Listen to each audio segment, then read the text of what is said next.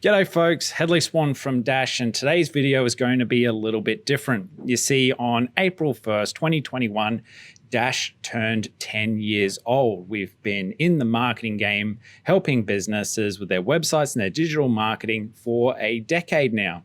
So I wanted to take this opportunity to record more of a casual video, not talking about a specific tactic, but rather sharing sort of my experiences, my insights, and lessons that I've learned about growing our business and growing other businesses through marketing over the last 10 years. And I think that others who are either partway through that journey of their first decade, or some of our clients or other businesses who are reaching that 10-year milestone, my hope is that some of these will resonate with you. Some of these topics that I talk about might help you to think about things that are going on in your business.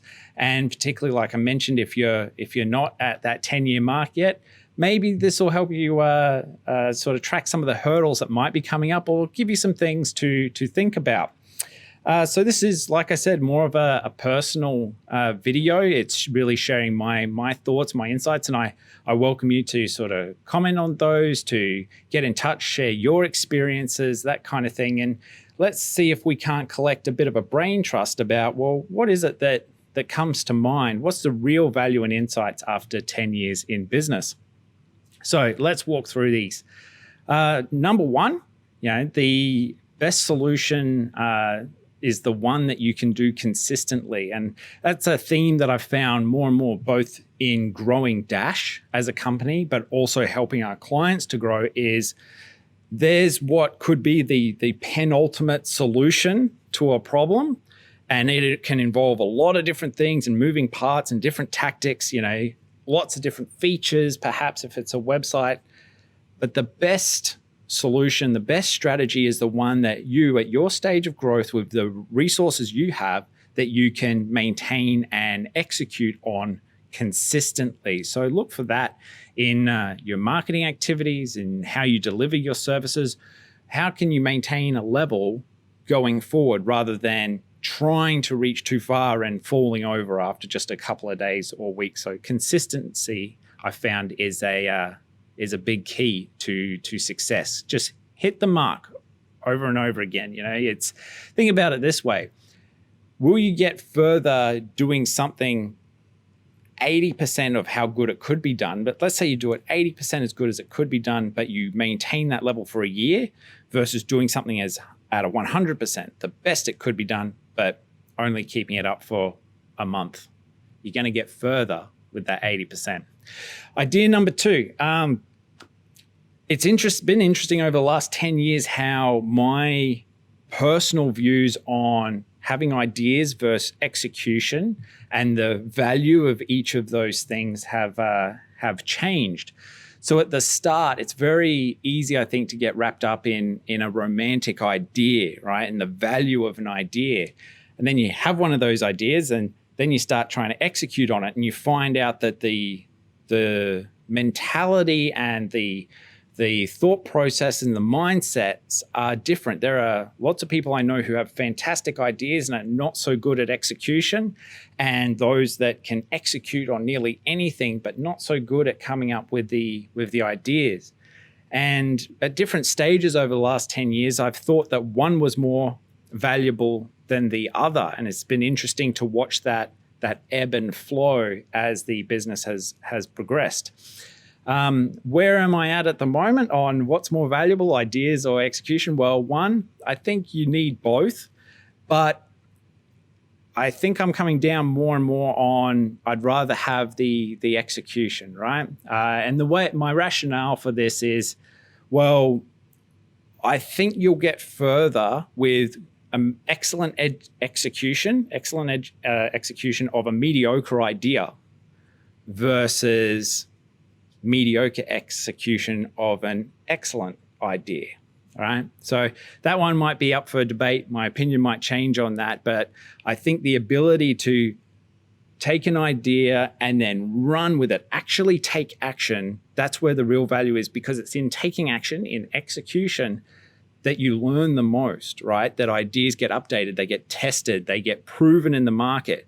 There's a lot of good ideas floating around out there, but until someone actually takes action on them, they're not really worth that much. Topic number 3. It's a good idea to be as specific as possible and be great at that specific thing. I've worked with a lot of businesses and seen a lot of businesses that I feel, even some to this day, still spread themselves too thin or try to apply their service to everyone that could be applicable to their service.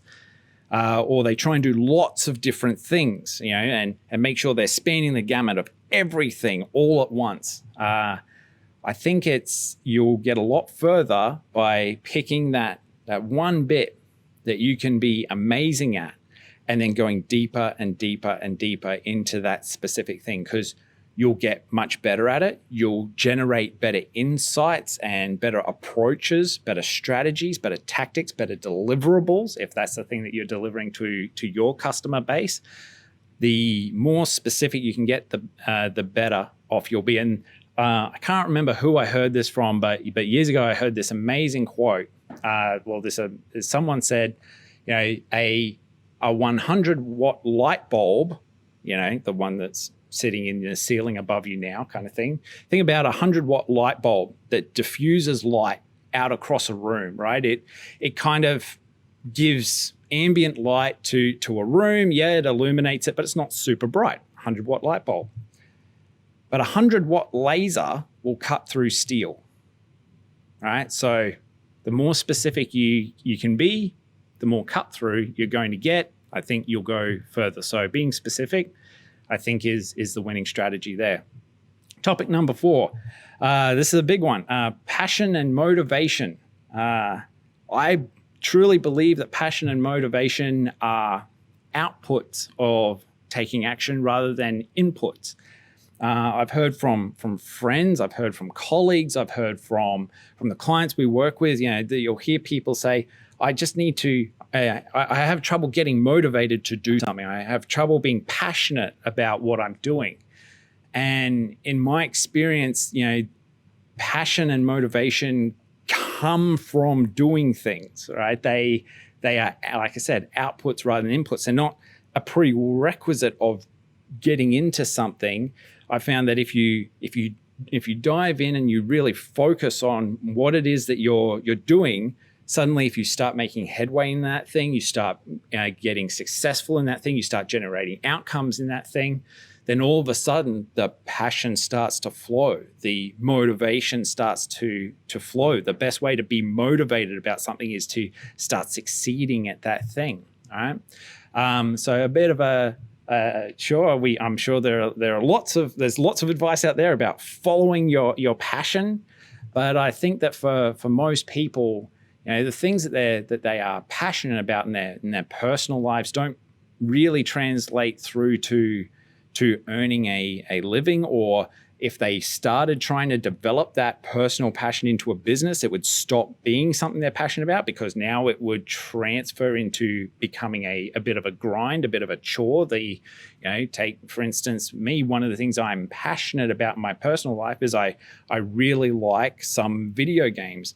But if I tried to turn that into a job, I would suddenly get sick of playing those video games. And the reason why I have that passion for that activity is that it provides an outlet. It provides a change of pace. It provides a way for me to sort of blow off some steam from other parts of my life. So if it became a core part of my life, I would lose passion for it, right? And then in business, in the deliverable of whatever your service or your product is, in my experience, nothing breeds motivation than like actually succeeding at it, actually working a problem until you come up with a solution. You're going to go through some ups and downs. You're going to go through trial and error. You're going to fail a number of times, but pushing through that and then starting to succeed, the more that you take action, the better you get at something, the more success that breeds. Suddenly the motivation, the passion to keep going starts to exponentially go upwards. So like I said, passion and motivation, I think we should look at those as outputs rather than inputs to running and growing our businesses. Topic number 5. The best advice is usually very simple and straightforward and boring, and ignore it at your own peril. Particularly in the age of the internet, there's a lot of advice going around. There's always, no matter what industry you're in, what market you're in, whatever it is that you're doing, there's always the next best shiny thing. There's always the next silver bullet to try. There's always something new that's vying for your attention. And when you get down to it, some of the best advice that I've ever received in growing our business here, and the best advice I've seen that has led to business success, is tried and true, straightforward, and in a lot of cases boring, right? So you gotta develop the ability to sort of block out some of that hype, get down to the core, and yeah, it might be boring at first, but it works. Topic number 6. It takes in my opinion, takes way more work than you think to truly understand your customers or your clients and why they buy from you. It's something I see all the time. We work in marketing here at Dash, and when clients come to us, one of the first things that we end up helping most clients with is like, who are you actually selling to? What problem are you actually solving? Why is it that this buyer in the market is searching for someone like you? And a lot of the time there's a disconnect, even with very well-established businesses, successful businesses.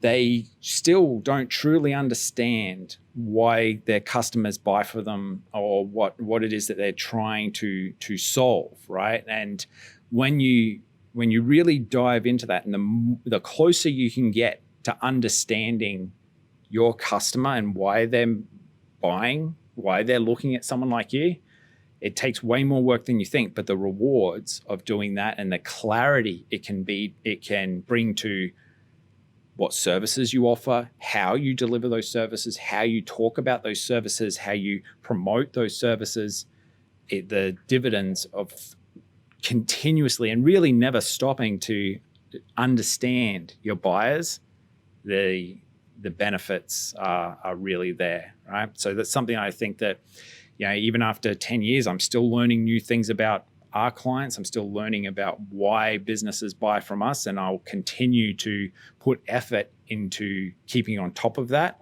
because it could change, right? It could evolve over time as well, and that's part of helping to keep that focus. If you've always got at least a finger on the pulse of what your customers are buying and why they're buying and what's motivating their behavior, then that's going to stop you from making erroneous decisions on what you do. Remember, I talked about specificity, right? Great way to maintain that specificity in what you do, that laser-like focus, is really continue to look at, why is someone looking for what it is that I do? Okay, point number 7. 7. Simple and easy are two different things, and simple is typically overwhelmingly better, but it's seldom easy, right? So I think there is people confuse, or they use the terms interchangeably, but the simplest way is basically the gist I'm trying to get to here is simple is almost always better, but simple is not easy. It takes a lot of work to take something that's complex and make it as simple as possible. But again, the more you can do that, the better the results tend to be. So always strive for simplicity, even if it means taking a harder route, because in the long term, it's going to pay off. Okay, where were we at? That was point number 7. Point number 8. Most people don't understand the economic engine that they're a part of, and hence don't understand why their customers really buy from them.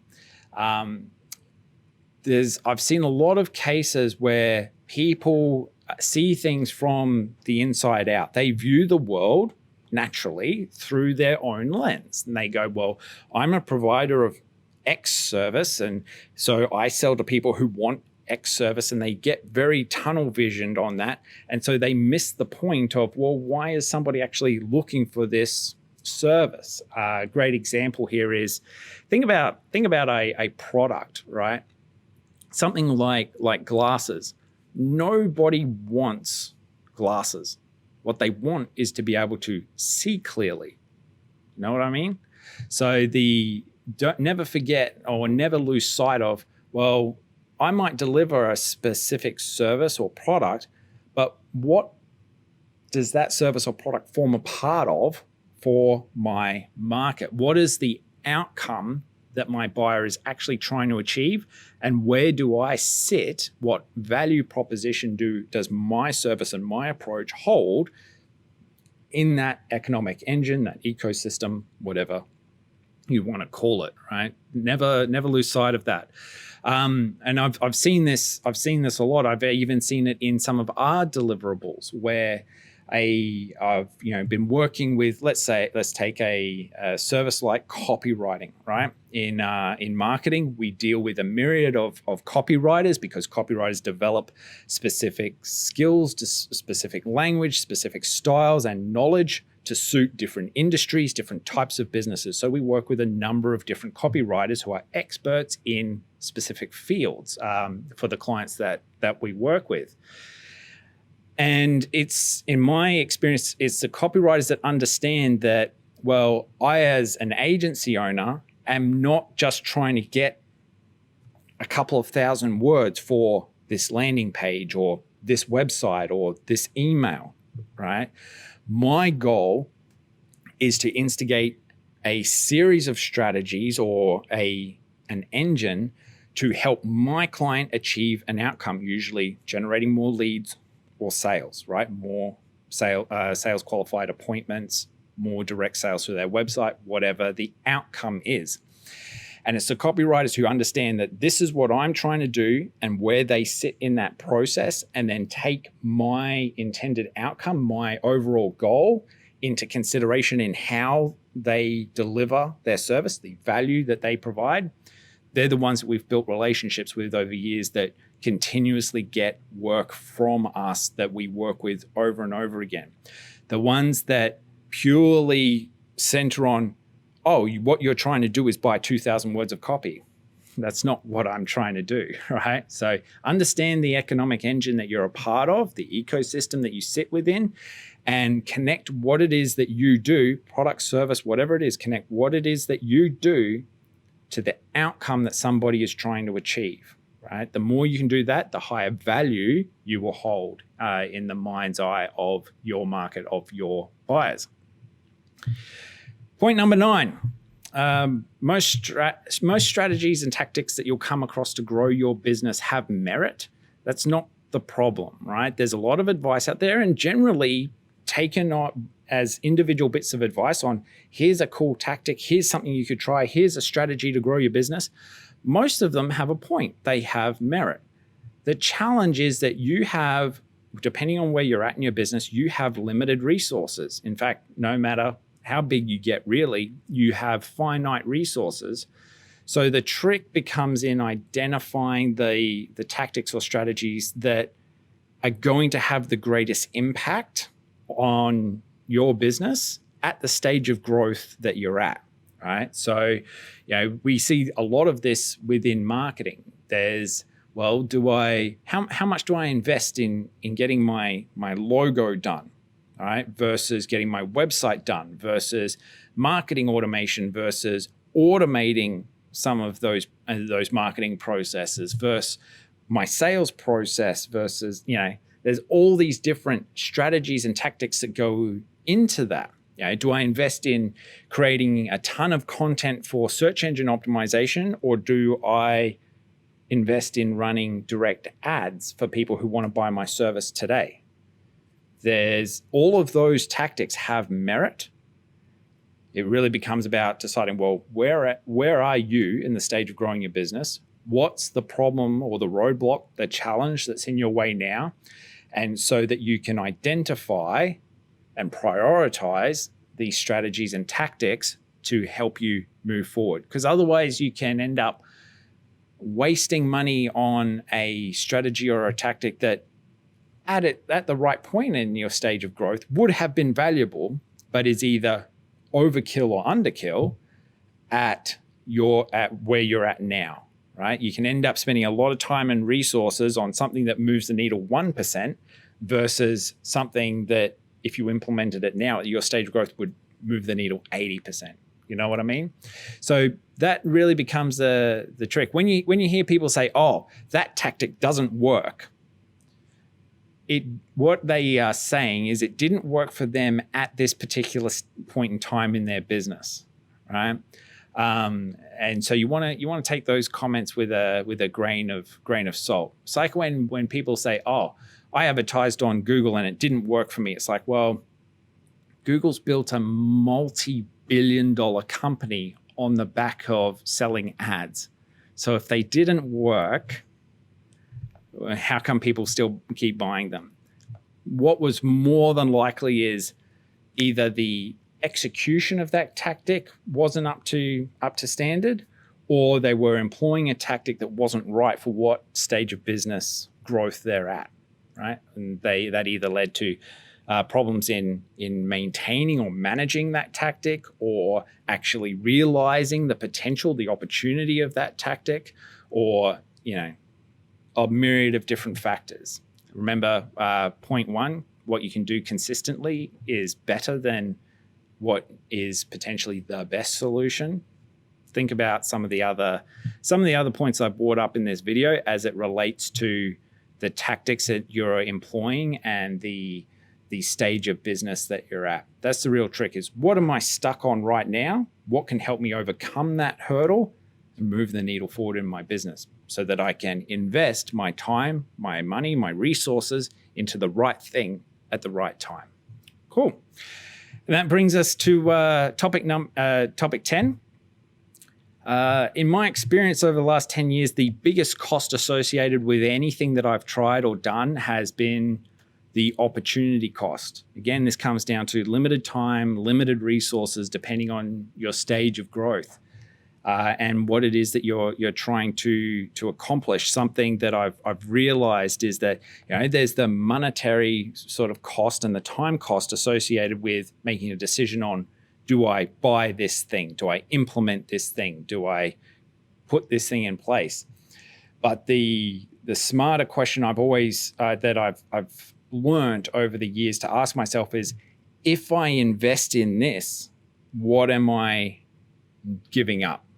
What if I put this time and this money into this thing?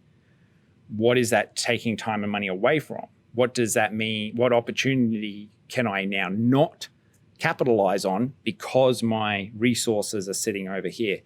And I've found that generally has as all of us do, we all sort of make some mistakes in growing our businesses. And looking back on those things, it's always been that by doing something over here, it's meant that when this opportunity came along or presented itself, I wasn't in a position to capitalize on it. So always be asking yourself that question. If I do this thing, what opportunities am I giving up? What won't I be able to do? Again, because you've got limited resources. So they're the sort of 10 key lessons that have come out of the last 10 years of business. Obviously, there've been a lot more.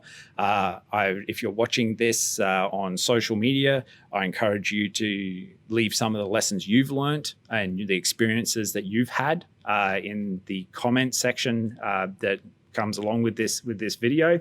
And what kind of marketer would I be if I didn't leave you with a bonus topic? So here's the one bonus point, number 11, and that is to design and then keep designing your business over time, right? And the counterintuitive thing here is that I've found that generally speaking, you'll actually serve your customers, your clients better if in designing your business, they're one of the last priorities, right? So and I know that sounds counterintuitive because the customer's always right, always put the customer first, customer centric, all that kind of stuff. But here's how I think about it is, if you're designing your business, you're thinking about, well, what do I want my life to look like? How much do I want to earn? Who do I want to spend my time with? How much time do I want to spend working?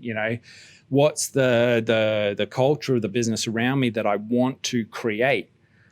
If they're your primary priorities in designing your business, and then you end up building a life around your business that makes you a lot happier.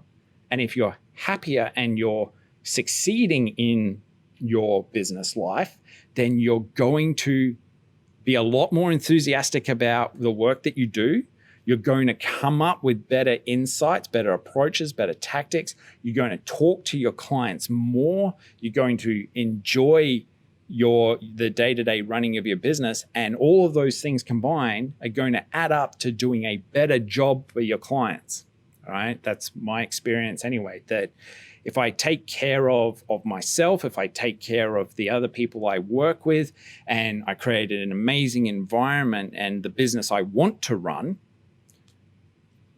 that generally results in much better work for the people who hire us. Right? And that just makes sense. It's let's put it this way. When you get on a plane, on the rare occasion that we can do that in 2020 and 2021, the announcement is always put on your face mask before assisting others, right? Take care of yourself and you'll do a better job looking after the people that you serve. So that's my bonus tip.